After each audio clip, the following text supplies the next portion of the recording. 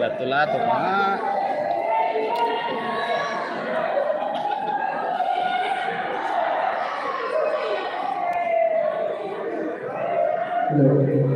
So, ngayon po, papakinggan mo po natin ang counting insight mula sa CEO and President of Epaman Builders Corporation, Engineer Norberto Mandao.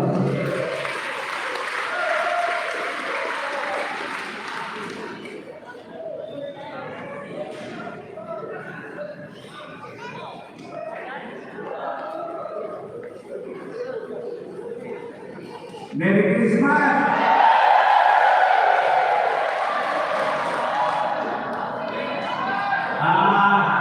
Napakagaling ng mensahe ni Padre kanina sa loob yung mga liputan. Okay? Alam mo, mayroong pamilya dito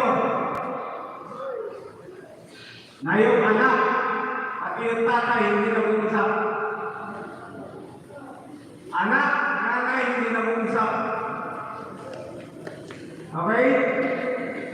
Tandaan natin ito. Napakaganda ng mensahe. Kumbaga, kung ano man yung meron tayo ngayon, ibang pasalamat natin sa Diyos. Katulad yan ang sabi ko sa inyo, pangarap lahat ng buhay ko. Okay? Binagay ng Diyos ko sa akin, hindi dahil magaling ako.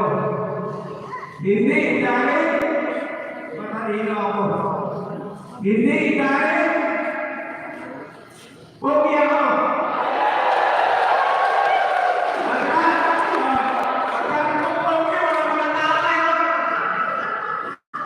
Pero hindi, alam mo, alam ninyo lahat.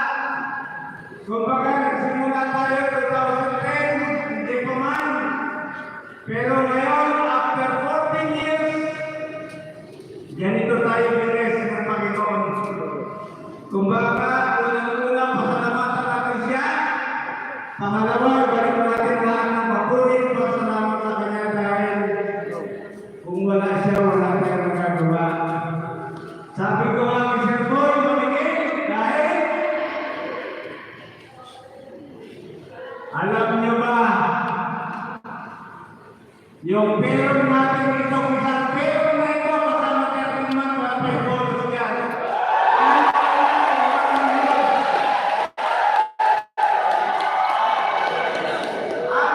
Wala pa yan yung bonus.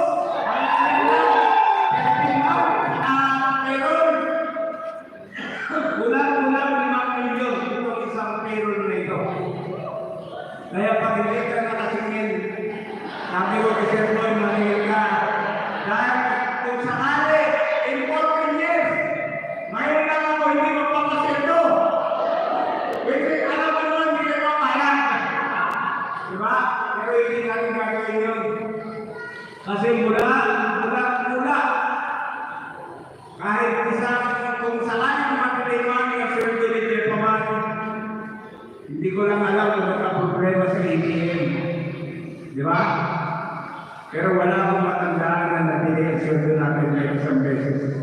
Ganon kabait ang Diyos sa atin. Okay? Nag-test natin na, Merry Christmas! At kung ano man yung mga activity natin dyan, susukat na